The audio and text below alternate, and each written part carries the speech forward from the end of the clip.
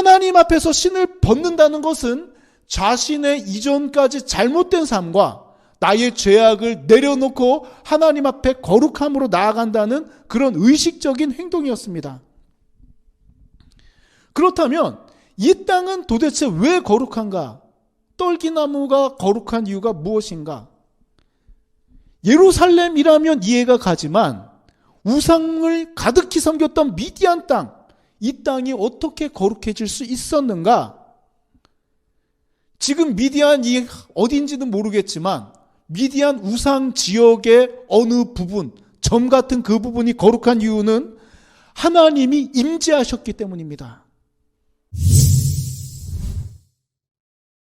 이 모세가 미디안 광야에 있다가 떨기나무 가운데 하나님을 만난, 또 이 소명을 받은 이 장면은 출애굽기 3장에도 기록되어 있는 내용입니다.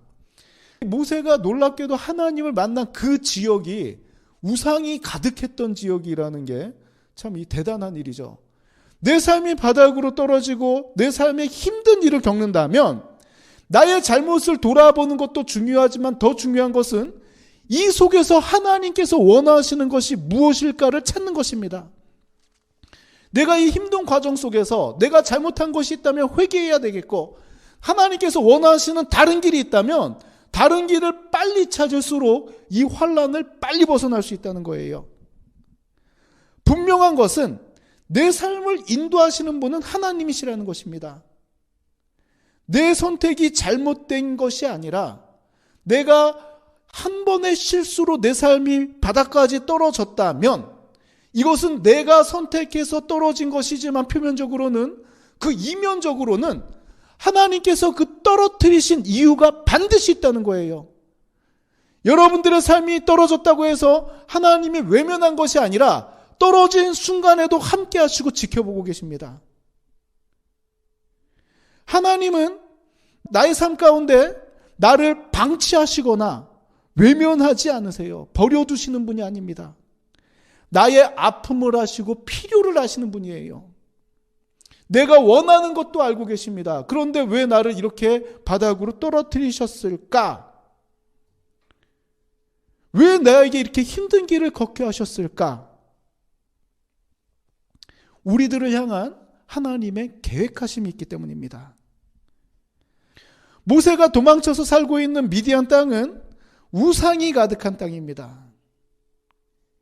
모세가 이 우상의 땅에 살면서도 하나님을 바라볼 수 있었고, 하나님의 부르심이란 걸 직감할 수 있었고, 하나님의 부르심에 내가 여기 있나이다라고 대답할 수 있었던 이유는 우상의 땅 미디안에서 생활하면서도 하나님을 잊어버리지 않았기 때문에 가능하였다는 것이에요. 나에게 사모함이 있고 분명한 약속이 있다면 우리는 어떤 환경 속에서도 이 소신을 버리지 않는다는 것입니다. 모세가 미디안에서 하나님의 백성으로 믿음을 지키고 살았던 그 이유, 하나님께서 나와 함께 하신다는, 내가 살 길은 하나님밖에 없다는 확신이 있었기 때문에 이 소신, 이 믿음을 버리지 않고 우상이 가득한 미디안 땅에서도 하나님을 믿는 여호와 신앙으로 살았다는 것입니다. 세상의 풍속이 어떠하든지 믿음을 지키며 분명한 하나님의 약속을 바라보는 사람에게 하나님은 외면하지 않으시고 찾아오신다는 거예요. 우리가 이 신을 벗으라는 표현은 잘 알고 있습니다. 이 네 발에서 신을 벗으라, 이 표현은 교회 다니는 사람이라면 웬만하면 다 한 번 이상씩 들어봤던 그런 표현이에요. 어떻게 보면 겸손을 뜻하고 모든 것을 내려놓는 그런 의식적인 행동이 바로 신을 벗는 것입니다. 특별하게 거룩한 곳, 하나님이 임재한 곳에 갈 때는 이런 신을 벗는다는 표현이 나와요. 그러나 이 선제 조건에 대해서는 희미하게 아시는 분들이 종종 계십니다.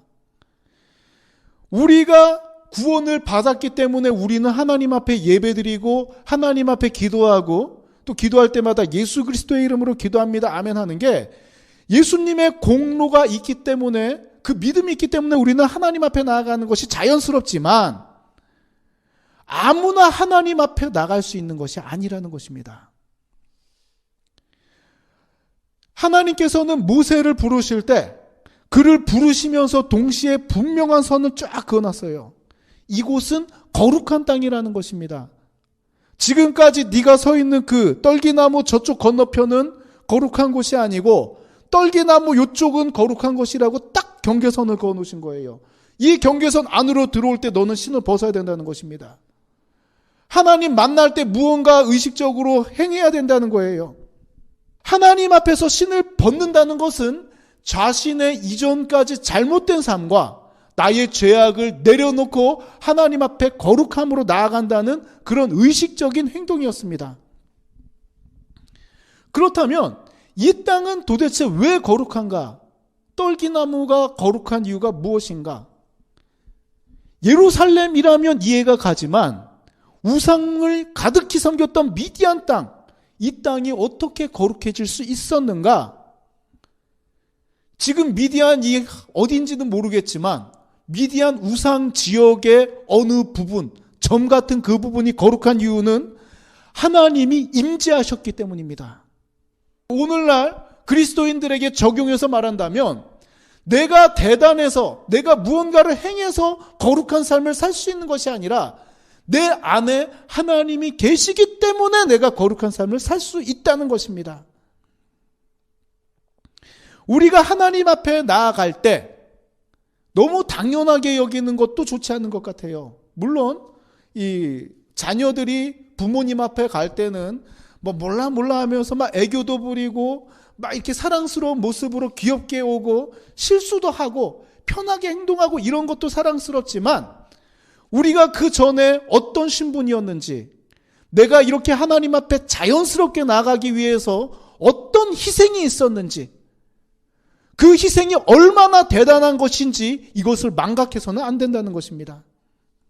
결론을 이야기하자면 모세는 우상이 가득한 미디안에 거하면서도 신앙의 정체성을 잃지 않았습니다. 나는 하나님의 백성이고 내 삶은 하나님께서 함께 하시고 하나님께서 부르실 때 언제든지 내가 여기 있나이다 라고 대답할 수 있을 만한 믿음을 가지고 있었다는 거예요.